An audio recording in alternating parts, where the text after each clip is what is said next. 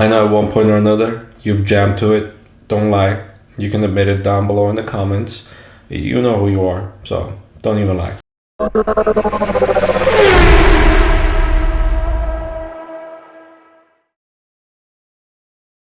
When the Kia Stinger came out, I was really skeptical about the fact that it was a performance vehicle and it was from Kia.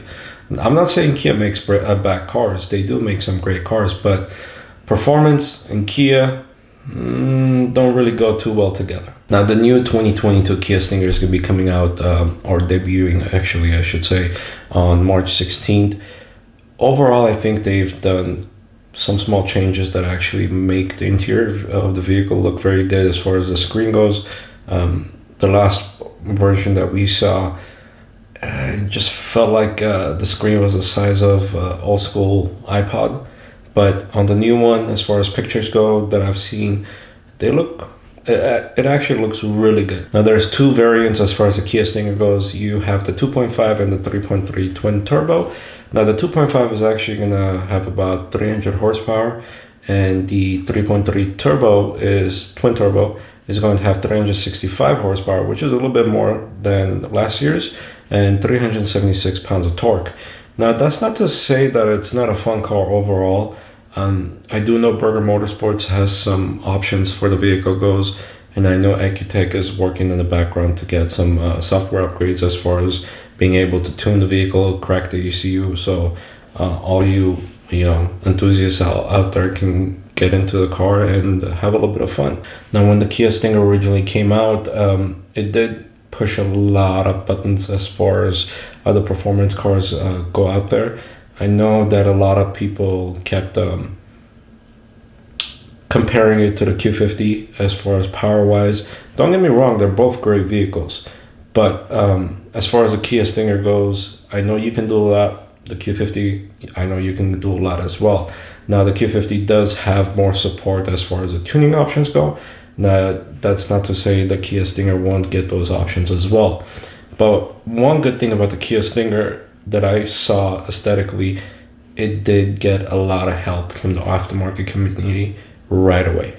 That is one thing that I can say that the Kia Stinger got. Now the 2022 model, it does have a little bit of a price hike.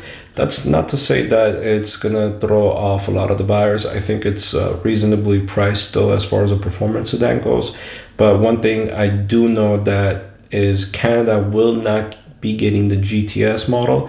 Now with the GTS model, you do have drift mode available on the car, which I think is actually kind of cool and a lot of fun, if you ask me. If you think that a lot of manufacturers should ask as far as its enthusiasts go, if they should include anything as far as launch control, drift mode, or kind of time attack options as far as what the vehicle can do as far as recording.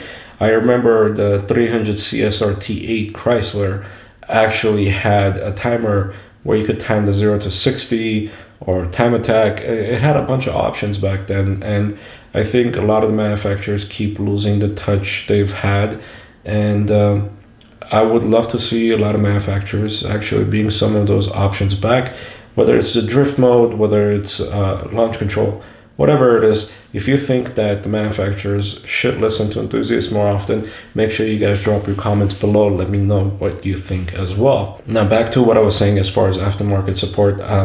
As far as the Stinger goes, it did get a lot of good aesthetic aftermarket support. I think, for example, the ARC Performance wide body kit for the car looks really awesome.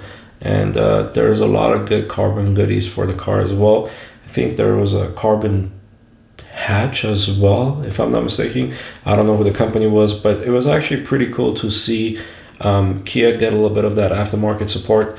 And I think in the near future, the Kia platform itself, as far as the Stinger goes, it's going to have a lot of options, and it's going to be cool kind of seeing the car perform next to the other brands, basically. And I think there was actually an article recently where Kia was included in the top 8 or top 10 cars that actually shamed the new Mustang, which was actually pretty funny to read. Not saying that the Kia Stinger is not a performance car, but it was actually pretty funny the way they brought out the car as far as versus to the Mustang, it actually made me laugh a little bit, which was kind of cool. If you own a Kia Stinger, please let me know what your thoughts are below in the comment section. And if you are new here, please make sure to subscribe, like, and share this video, so that way once we get to 2,500 subscribers, I can go ahead and give away the side skirts for the Infiniti Q50 and Q60. Even though this is a Kia Stinger video, I just wanted to make sure I remind you guys as far as the giveaway goes. So thank you guys for watching, and see you guys in the next video.